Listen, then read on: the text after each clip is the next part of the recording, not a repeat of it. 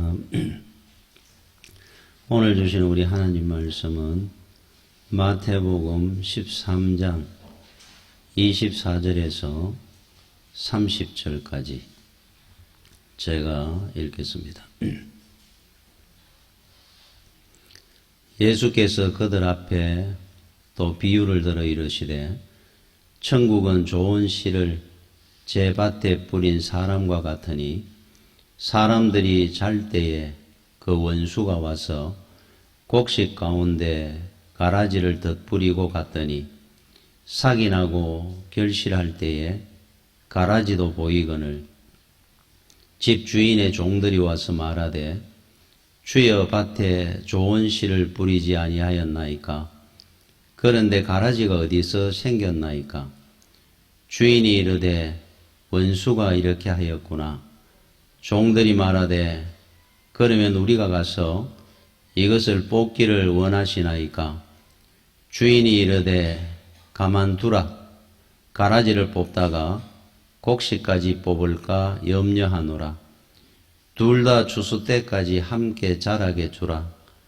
추수 때에 내가 추수꾼들에게 말하기를 가라지는 먼저 거두어 불사르게 단으로 묶고 곡식은 모아 내 곳간에 넣으라 하리라. 아멘. 루소라는 사람이 이런 말을 했죠. 신은 선을 사랑하게 하기 위해서 우리에게 양심을 주었고 선을 알게 하기 위해서 이성을 주었고 선을 선택하기 위해서 자유를 주었다 그랬어요. 그러니까 하나님은 선을 사랑합니다. 그러니 이 땅에 선과 악은 공존하고 있죠. 악이 없었으면 좋겠는데 그러나 하나님은 모든 것을 합력하여 선을 이루어 가시는 것처럼 악을 들어서 선을 더욱 선하게 만드는 데 사용하기도 합니다. 그래서 공존하고 있으나 하나님은 결국 선으로 이기게 하실 겁니다. 그래서 우리는 어떤 것을 생각할 때 어느 한 문제가 있으면 그 문제만 보지 말고 더 넓게, 더 깊이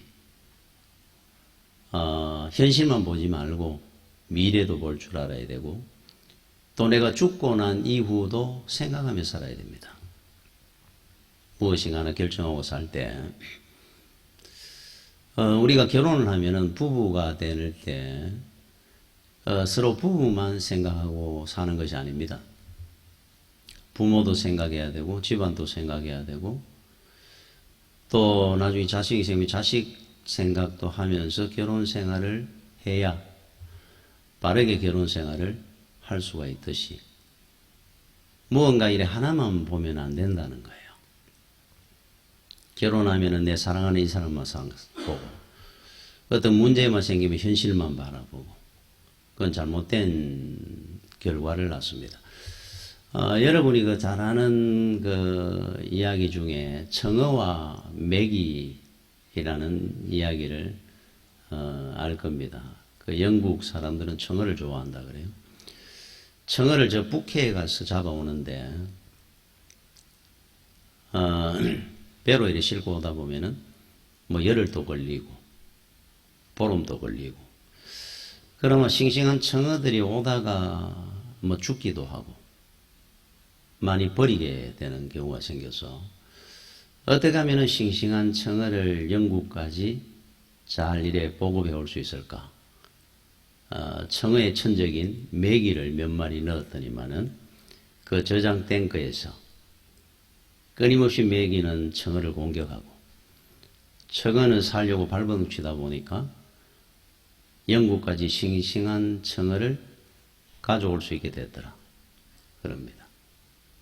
그래서 우리가 이래 살아가면 우리의 인생이 청어 같다면은 우리 신앙은 늘 싱싱할 수가 없죠. 살다 보면은 그럴 때 하나님께서 맥이라는 실패나 고난이나 시련을 우리 인생에 집어넣을 때가 있습니다. 싱싱하게 만들기 위해서 영적으로. 바로 그런 의미와 같은 거예요. 가라지. 오늘 우리 본문에 보니까 좋은 씨를 뿌렸더니 가라지가 났더라 그럽니다. 이 가라지가 바로 그런 의미입니다.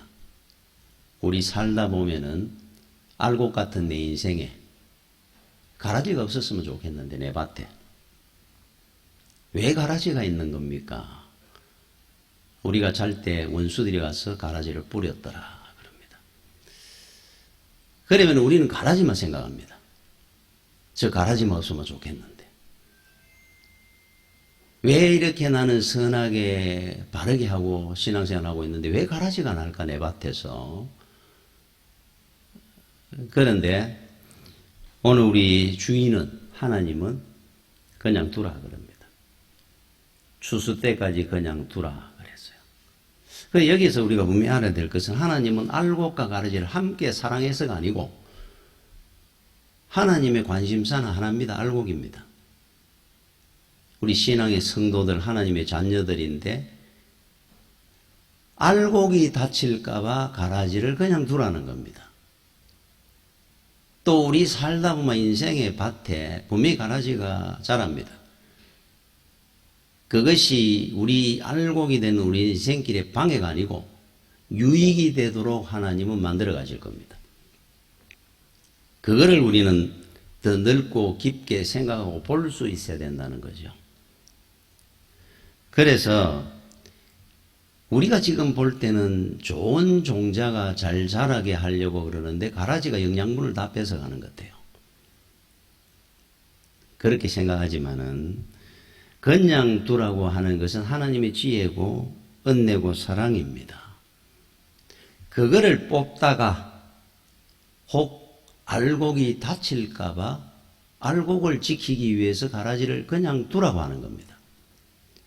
우리는 거기에 대한 불만을 갖고 사는데 하나님은 다른 곳의 생각을 더 깊이 생각하고 계시는 거예요. 칼 마르크스가 구소련의 볼셰비키 혁명을 일으킬 때 그때 그 사람이 외쳤던 구호가 부자들을 타도하는 겁니다. 있는 자들을 빼앗아가 나눠 가지는 겁니다. 부자들 때문에 없는 사람이, 가난한 사람이, 노동자, 농민들이 착취당하고 학대를 당하고 산다 생각을 했어요. 자, 부자가 없으면 천국이 될 것이다. 부자들을 다 죽였습니다. 심지어 죽었던 사람 묘도 다 파냈습니다. 소련은 망했습니다. 부자들만 없애면은 가난한 자들이, 노동자, 농민들이 잘 살 줄 알았는데 기업인들, 경제인들, 지식인들을 죽이고 나니까 나라 경제고 정치고 다 무너져 버리는 거예요. 노동자, 농민들이 굶어 죽어버리는 겁니다. 그리고 제일 중요한 것은 그들의 인간성마저 다 버려놨어요. 열심히 노동하고 일해서 벌어낸 것이 아니라 빼앗아가 먹고 사는 겁니다. 땀을 안 흘리고 사는 겁니다. 공돈으로. 공산주의가 망해버린 겁니다. 그래서 우리가 늘 기억해야 될 것은 나는 왜 이렇게 고생을 하고 힘들게 살아야 되느냐가 아니고 그것이 주는 은혜와 복이 훨씬 더 큰 것이 많습니다. 하나님이 주실 때는 시련이, 실패가 주는 성숙함이. 우리는 하나만 늘 생각을 합니다. 저 인디안 보호구역이라고 옛날에 미국에서 원주민들을 따로 모아가지고 구역을 만들어 그쪽으로 다 넣었어요. 정착금, 보조금, 생활비를 대줬습니다. 그 사람들은 그전에는 농사도 짓고 나름대로 열심히 살았습니다. 그 야생의 땅에서. 어느 날부터 일 안 하고 먹고 살게 된 거예요. 가만히 있으면 돈 나옵니다. 한 것은 카드놀이나 하고 술이나 먹었어요. 전부 알코올 중독자 됐습니다. 우리가 흔히 생각할 때 우리 애들은 고생 안 하고 좀 땀 안 흘리고 편안하게 살았으면 좋겠다. 애들 망하도록 만드는 겁니다. 열심히 땀 흘리고 열심히 성실하게 살아야 돼요. 내가 한 만큼 먹고 살아야 됩니다. 더 생기는 것도 생기도록 하지 말아야 됩니다, 사실은. 여러분들이나 우리 자녀들이. 그래야 복을 받고 사는 거예요. 옛날에 우리 신사임당, 유명하죠. 율곡이의 어머니, 정성의 어머니가 되신 분. 그래서 훌륭한 부모나 어머니 밑에 훌륭한 자식이 납니다. 그 옛날 이야기에 어느 가정에 그 아들 둘이를 정성으로 만든 어머니가 계셨어요. 아버지가 일찍 돌아가시고 아이들에 너무너무 가난하게 공부를 시키는 겁니다. 땅 한 마지기 없이 그 어머니가 남의 집 일을 하면서 한 푼 두 푼 모아가 아이들을 공부를 시키는 겁니다. 이 아이들에게 기대를 걸고 삽니다. 어느 큰 대갓집 옆에 조그마한 종들이 사는 조그마한 집 한 채를 얻어서 붙어 삽니다. 방 한 칸 얻어가요. 조그마한 초가집이 하나 붙어 있는데 어느 날 비가 옵니다. 방에서 앉아 들으니까 비가 땅에 떨어지는 소리가 두두두두 이래 나는데 그날따라 비가 떨어지는 소리가 퉁퉁퉁퉁퉁퉁 다른 소리가 나는 겁니다. 그래서 이 어머니가 문 밖을 나가지고 이래 보다 보니까 처마 끝에 빗물이 툭 떨어지는데 홈이 파이면서 안에서 뭔가 발거스름한 것이 있는데 거기에서 빗소리가 퉁퉁퉁퉁퉁퉁 튀는 겁니다. 저게 뭔가 하고 가가지고 땅을 파서 보니까 단지가 나옵니다. 이게 웬 단지냐 해가 뚜껑을 열어보니까 보물단지예요. 온갖 폐물들이 들어있는. 옛날에는 은행도 없고 돈 맡길 곳이 없으니까 전쟁 나고 산적대들이 있으니까 늘 땅이나 어디 파서 묻어가 숨겨놓는 겁니다. 부자들이. 자기 집 마당이나 이런 데는 사사시 뒤질 것 같으니까 옆에 붙어 사는 종이 사는 집 마당 처마 끝에다가 땅을 파가 폐물단지를 묻어놓은 겁니다. 그리고 다가 살다가 죽어버렸어요. 자식들한테 이야기도 못하고. 자, 이게 수십 년 흘러 지나가다가 그날따라 비가 오면서 이게 드러난 겁니다. 얼마나 가난하게 살았습니까? 아들 둘 데리고 공부 시켜가면서 남의 일 해가면서. 야, 이제 우리가 편안하게 찾는 사람이 주인입니다. 그 당시에는. 이제 내가 편안하게 애들하고 살겠구나. 그랬는 것이 아니고 그 어머니가 아무도 자식들도 안 보고 모르는 데서 밤에 나와가지고 그 단지를 더 깊이 파가 묻었습니다. 그리고는 그 다음날 보따리를 사가지고 이사를 갔다 그럽니다. 세월이 지나서 이 아들 둘이 다 정성이 됐습니다. 과거에 급제하고. 만약에 그 어머니가 그 단지를 찾아가지고 이제 우리가 잘 살게 됐구나 그래가지고 편안하게 돈 가지고 살았더라면은 그 돈 때문에 그 두 자식은 정성이 아니라 망했을 겁니다. 하나님께서 우리에게 주실 때 우리는 늘 생각을 합니다. 형통함을 주시고 평안함을 주시고 실패가 없이 예수를 믿는데 그런데 왜 우리가 믿지 않는 사람보다 어떨 때는 더 힘드는 것 같고 늘 건강도 어렵고 사는 것도 제대로 안 되는 일도 있는 것 같고 왜 우리 인생이 더 힘들 수가 있습니까? 그 속에 하나님의 사랑과 비밀이 있는 겁니다. 자, 오늘 본문의 중요한 거는 주인의 관심이 어디에 있느냐 하는 거예요. 주인은 다 알고 있었다는 겁니다. 가라지가 있다는 것을. 근데 그 뽑지 마라 그럽니다. 저는 그 농촌에서 살아보지를 못했어요. 저는 늘 대구에 뭐 시내에 있다 보니까. 그래서 꽃 이름도 많이 모르고 농사 뭐 이런 걸 잘 모릅니다.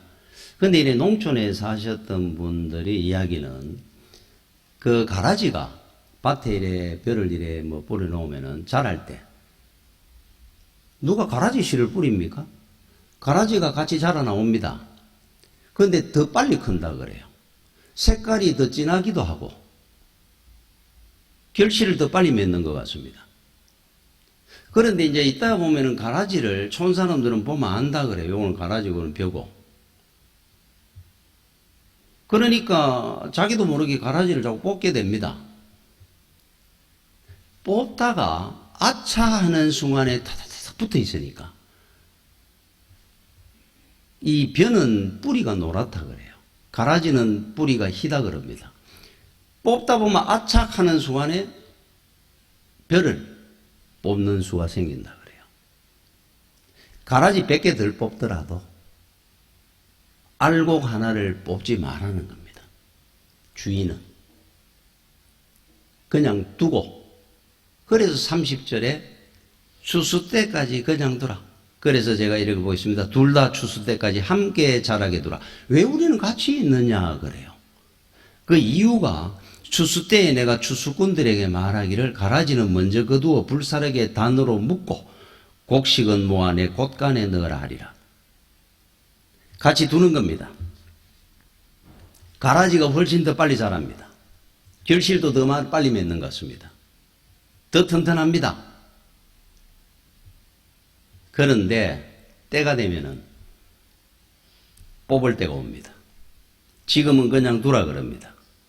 이유는 가라지를 위해서가 아니고 알곡을 위해서. 알곡 뽑히고 다치게 할까봐.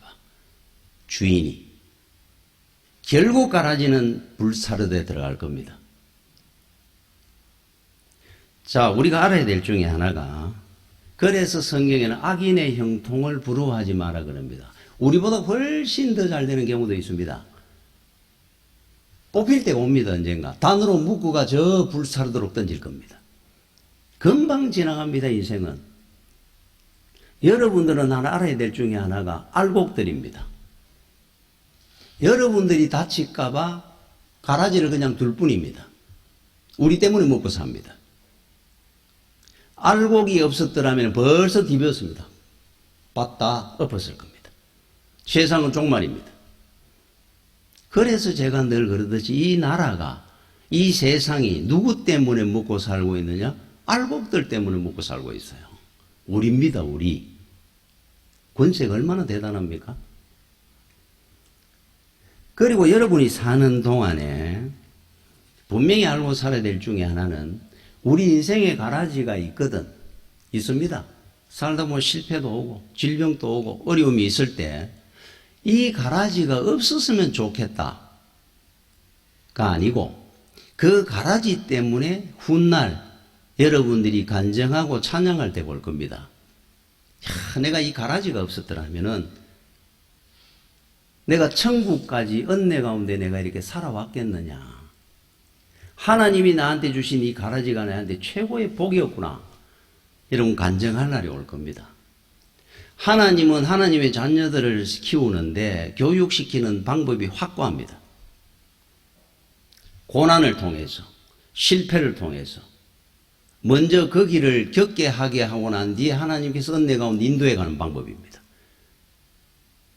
다윗부터 야곱이든 요셉이든 13년을, 야곱은 20년을, 다윗은 뭐 거의 평생입니다. 평생. 사도 바울도 거의 뭐 20년 이상을 시련과 고난의 길을 갔던 사람들이에요. 그 길 속에, 그 가라지 속에 자라난 튼튼한 신앙들입니다. 그분들이.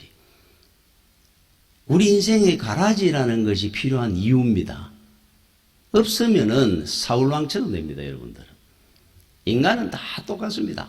누구나. 여러분 구약의 예수 그리스도라고 하는 요셉.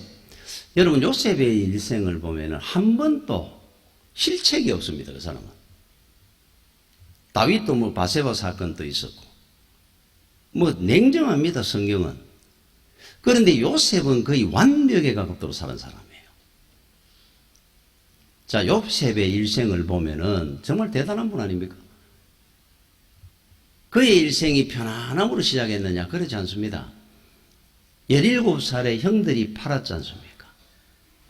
보디발의 집에 노예 생활을 하다가 20살에 모함을 받아가지고 10년간 거의 감옥 생활했어요. 30이 돼가 애국 총리 된 사람입니다. 그런데 중요한 것 중에 하나가 지금 만약에 우리 고등학생들 17살 그러면 몇 학년입니까? 고1, 고2쯤 됩니까?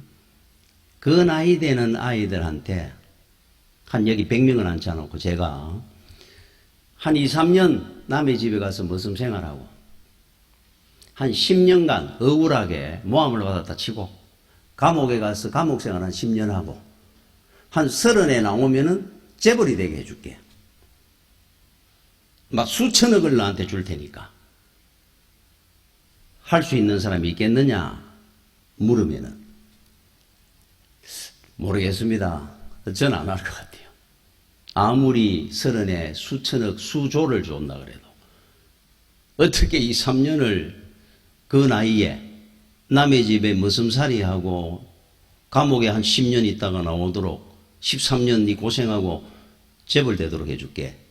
뭐 그 정도까지 뭐 정체력이 그렇게 신경을 써 할 아들이 있겠습니까마는 혹 있을 수도 있습니다. 한 13년 저 하겠습니다. 있다고 치면은 요셉은 어떤 사람이냐 하면 여러분 당시에 노예라는 거는 기간이 없습니다. 죽을 때까지입니다. 터널에 끝이 없습니다. 이건 끝입니다. 인생. 노예가 되는 순간에. 그 길을 시작해 가면서 자포자기 안 하고 낙심만 하고 갈 인생이 있겠습니까? 그 어린 나이에. 내 인생 끝났다 생각할 건데. 그런데 그분의 삶은 감옥에서나 보디발의 집에 있을 때나 어느 한순간에 경건함을 이뤄본 적이 없습니다. 야, 대단하지 않습니까? 마침내 하나님께서 그에게 복을 주시고 총리로 세웁니다. 그래서 야곱은 일생을 이래 보면 옷으로 신분이 바뀝니다.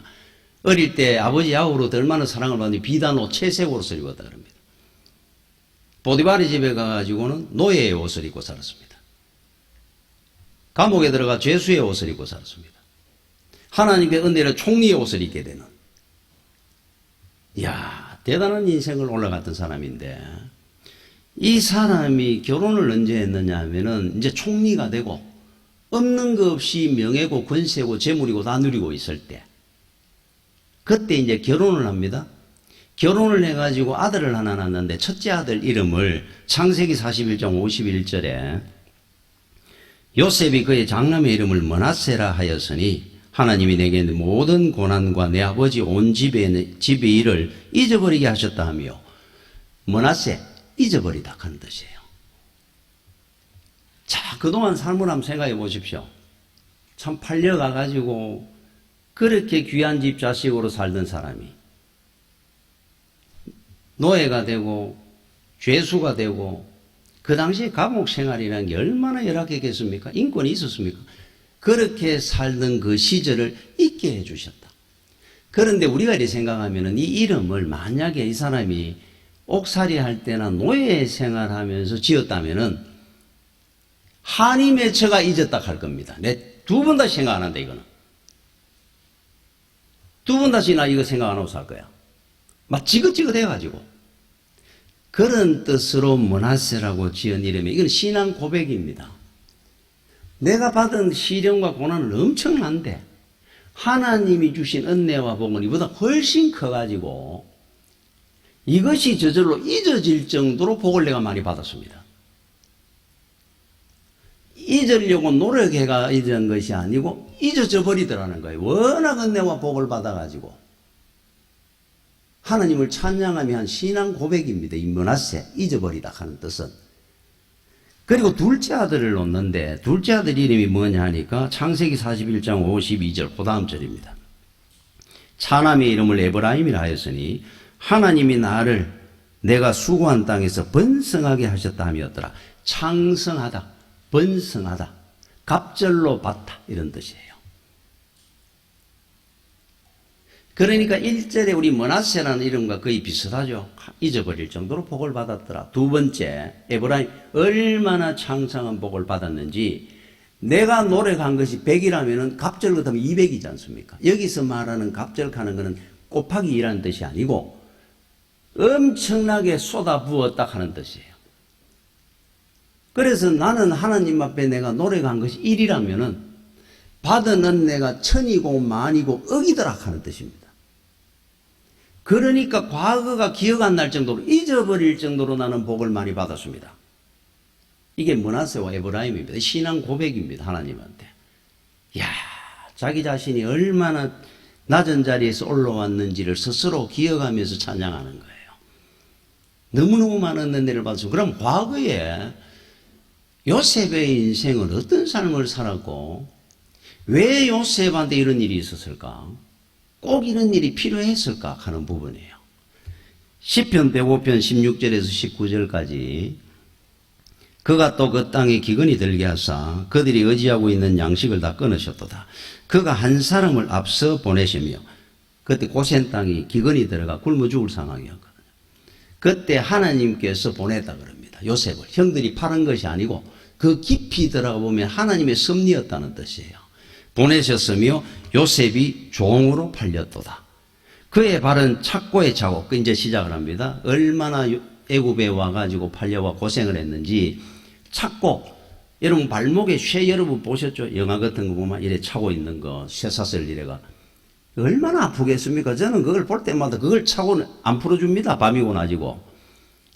이거를 끌고 다니는 겁니다. 발목이 부러질 것 같아요. 제가 그걸 차고 다니다 생각하면. 거기다가 그의 몸은 쇠사슬에 매였으니 몸을 그냥 안 두고 찾고만 찾는 것이 온몸을 쇠사슬로 징징감을 한 겁니다. 이거 밤이라고 잘 때 되면 풀어주고 아침에 먹는 게 아니고 놔둡니다. 그대로. 질질 끌고 다니고 온데 그 무거운 쇠사슬을 엮어가 다닙니다. 잠인들 제대로 자겠습니까? 배해가지고. 혼이 나갈 정도였다 그러니까. 얼마나 힘들었으마. 그런데 그 뒤에 나오는 단어가 이래 나와요. 곧 여호와의 말씀이 응할 때까지라 그의 말씀이 그를 단련하였도다. 하나님이 하시는 일이라는 거예요. 이게. 하나님이 그 기간이나 이런 방법을 선택하셨다는 겁니다. 요셉한테.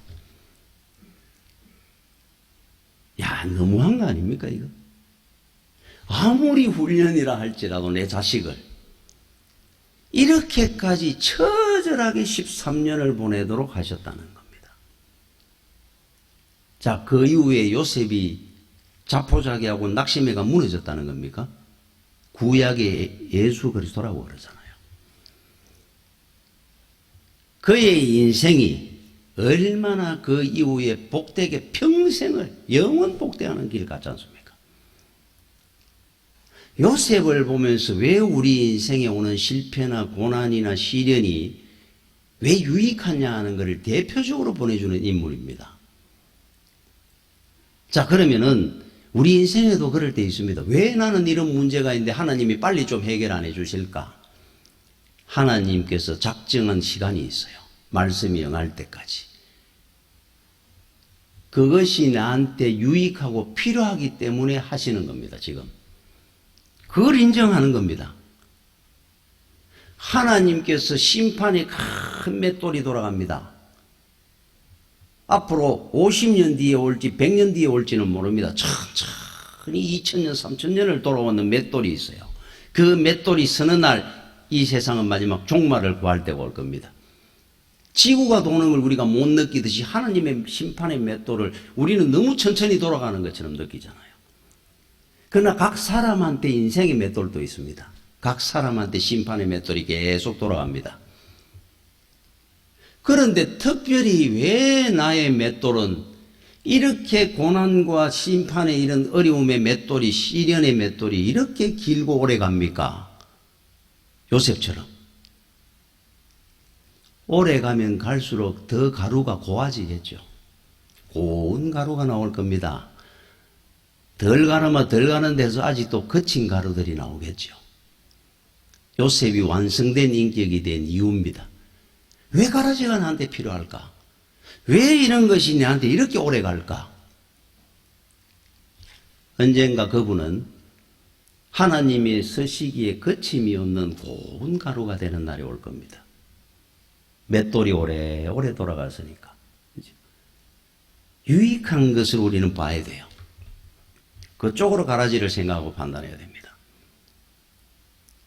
그 18살에 6.25 사변이 나가지고 어느 목사님이 그때 이제 서울에 집이 이제 서울이었는데 뭐 피난할 틈도 없이 뭐 넘어가 버렸으니까. 그래서 숨어 있어야 되니까. 그 당시에 18살에 뭐 징병이 돼가든 뭐 죽든지 뭐 이러니까 피할 때 숨을 때가 집에 와가지고 인민군들이 샅샅이 뒤지 화장실까지 다 뒤지니까 숨을 곳이 없어가지고 집에 구들장을 떨버가 그 밑에 들어가 있었다 그래요. 구들장을 파내고 난 뒤에 거기에 이제 판자로 덮고 위에 장판을 덮어가 8개월을 있었답니다. 구들장 밑에. 그때는 6.25니까 아마 여름이었으니까 그거 떠 죽었을 것 같네 그래도. 그런데도 그 좁은데 다리 펴지를 못했다 그러는데 낮에는 한 번도 안 나왔다 그럽니다. 무서워서 붙들릴까봐. 밤 되면 한 번씩 기어 올라가지고 감자 먹고 들어가고. 이야, 참 얼마나 열악했습니까? 8개월을 견뎠답니다. 그런데 8개월 동안 이 사람이 뭘 했느냐 하니까 그 구들장 밑에서 그 깜깜한 데서 이제 좀 있으면 뭐 겨울이 오고 할 때 얼마나 또 추웠겠습니까? 성경 한 권 갖고 들어가 가지고 초요만한 거 켜놔 놓고 틈만 남아 성경을 읽었는데 성경을 어느 부분을 읽었냐고 요한계시록 소망의 그 글을 앞으로 천국에 가면 이런 걸 누리는구나. 1장부터 22장까지를 다 외웠다 그럽니다. 8개월 동안 요한계시록을 계속 보다가 눈 감고도 달달달달 나올 정도로 8개월 뒤에 살아나왔어요.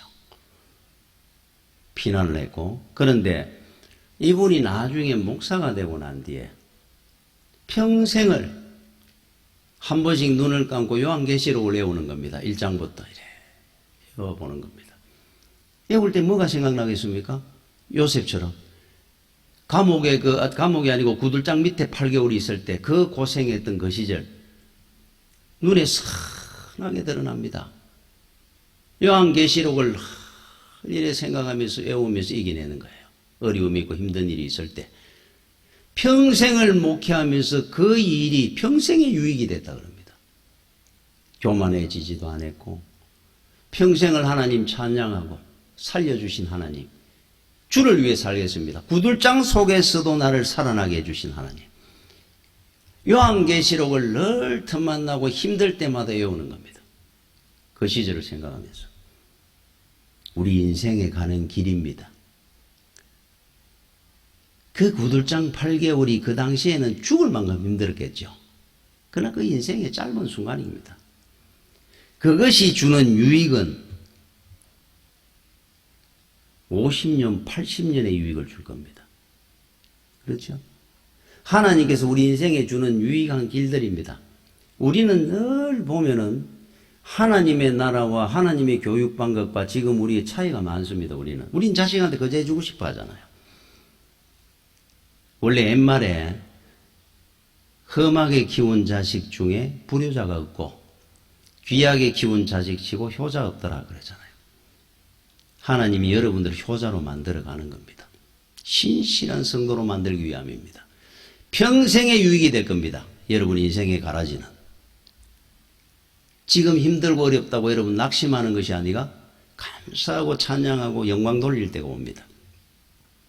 우리는 어두움부터 시작해서 밝은 곳으로 가는 인생입니다. 세상은 밝은 곳으로 시작해 어두움으로 인생 끝납니다. 여러분 그 실로암이라는 우리 찬양이 있죠. 어두운 밤에 캄캄한 밤에 새벽을 찾아 떠난다. 종이 울리고 닭이 울어도 내 눈에는 오직 밤이었소. 오 주여 당신께 감사하리라. 실로암 내게 주심을 나에게 영원한 사랑 속에서 떠나지 않게 하소서. 어두운 밤, 깜깜한 밤으로 우리는 시작하지만 새벽을 향해 가는 거예요. 언젠가 하나님과 우리 사이에 정오가 되는 정오의 인생으로 바뀌어갈 겁니다. 지금 여러분들이 깜깜하고 어두운 밤입니까? 낙심할 일이 없습니다. 주께서 우리를 정오의 인생으로 이끌어가게 될 겁니다. 여러분, 하나님 나라와 세상 나라의 시간 개념이 다르다고 제가 얘기했었죠. 여러분, 창세기 1장에 보면은 천지 창조 하나님이 하실 때 첫째 날 빛을 만드시고 첫째 날이더라, 이 채소와 나무를 만드시 셋째 날이더라 이래 나옵니다.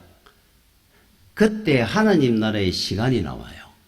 자, 빛을 만드시고 난 뒤에 창세기 1장 5절에 이래 나옵니다. 하나님이 빛을 낮이라 부르시고 어둠을 밤이라 부르시니라. 저녁이 되고 아침이 되니 이는 첫째 날이더라. 둘째 날 하늘과 땅을 만드시고 공창을 만드시고 똑같습니다. 어둠이 되고 저녁이 되고 아침이 되니 둘째 날이더라. 나무를 만드시고 풀을 만드시고 채소를 만드시고 똑같습니다. 저녁이 되고 아침이 되니 셋째 날이더라. 자, 우리는 어떻게 해야 합니까? 아침부터 저녁까지를 하루 같다 그럽니다. 하루라 그러잖아요. 아침부터 저녁까지. 저녁부터 다음날 아침까지를 아침이라 하루라 안 그럽니다. 우리는 아침부터 저녁이 되면 하루 같다 그러는데 하나님 나라의 시간 개념 다릅니다. 저녁부터 아침까지를 하루라 그럽니다.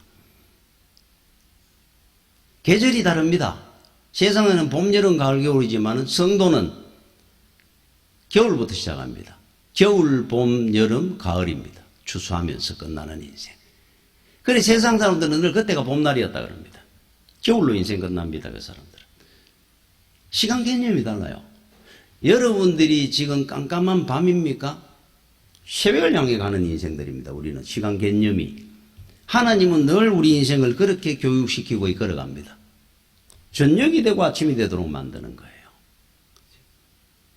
그래서 나는 왜 인생이 이렇게 어려울까? 여러분들은 밤을 지나고 새벽을 준비하고 있는 인생입니다. 염려할 거 없습니다. 우리는 반드시 정오의 인생이 되려고 합니다. 여러분, 모소대나무라고 여러분 들어보셨죠? 제가 이야기해 본 적이 있는데 이 중국에 주로 서식을 하는데 대나무 높이가 15m 이상이라고 해요. 야, 15m면 어떤 정도입니까? 대나무 길이가. 그런데 이 모소대나무의 특징이 뭐냐면 4년간은 3cm나 4cm 자란다 그럽니다. 땅 위에 1년, 2년, 3년, 4년 동안 3, 4cm 자라가 나온다 그래요. 1년에 1cm. 야, 세상에 그런 대나무를 심어놔놓고 이게 지금 대나무가 자라는지 안 되는지 어떻게 알겠어요? 신기합니다. 5년째가 되면은 한 주에 2m, 3m 자라면서 한 주에 6주 동안에 15m 자란다 그럽니다. 6주 동안 다 자란다 그래요. 야, 그런 대나무가 있답니다. 그래서 여러분, 나무의 높이는, 나무는 크기는 뿌리의 깊이만큼 비례합니다. 뿌리는 30cm인데 나무가 10m 되는 나무 없습니다. 10m 되는 나무가 있으면 뿌리가 벌써 5m, 10m 내려가 있습니다. 그래야 안 꺾이고 안 흔들리죠. 모소대나무는 4년간 뿌리만 내립니다. 위로 안 올라옵니다. 5m, 10m를 내려갑니다. 그 다음부터 올라오는 건 6주 만에 큽니다. 15m씩. 바람이 아무리 불어도 안 꺾입니다. 여러분, 우리 신앙의 길이 바로 그와 같은 길이에요.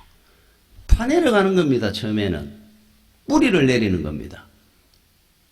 우리는 바로 올라가려고 합니다. 늘 금방 자라고 싶어요. 그러니까 바람 불면 전부 시험 들고 나가 떨어집니다. 너무 빨리 자라서 그런 겁니다. 뿌리가 없기 때문에 그래요. 앞으로 여러분 인생에 있는 어려운 시련이나 실패나 어려움이 있습니까? 뿌리 내리는 길입니다. 지금 그거 끝나면서 확 올라갈 겁니다. 신앙이.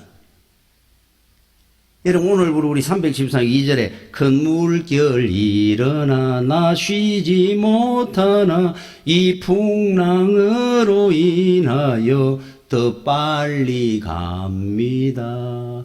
풍랑이 부는 것으로 무너지고 침몰하는 것이 아니고 성도는 더 빨리 가게 될 겁니다. 그 풍랑 때문에. 기억하십시오. 가라지는 절대로 여러분의 인생을 침몰시키지 못합니다. 가라지로 인해서 여러분들은 그 천국에 가는 그 믿음의 길을 더 빨리 가게 될 거고, 그 가라지 때문에 우리는 평생 복된 길에 승리하게 될 겁니다. 가라지를 원망하지 마십시오. 가라지를 통해서 우리는 인내를 배우고 신앙의 성숙함이 있게 될 거니까. 기도하겠습니다. 주여, 은혜를 감사를 드립니다. 우리가 살아가면서 우리 주님 안에 사는데도 불구하고 우리 인생의 가라지들로 인해서 우리가 고통당할 때가 있습니다. 그러나 낙심하거나 원망하지 말게 하시고 요셉처럼 그 가라지로 인하여 오히려 더 크게 성숙하고 성장하고 하나님 앞에 더 귀하게 쓰임받는 주의 종들이 될 줄로 믿습니다. 찬양하고 영광 돌리는 우리 믿음의 성도들이 되게 하여 주시옵소서. 예수님 이름으로 기도드립니다. 아멘.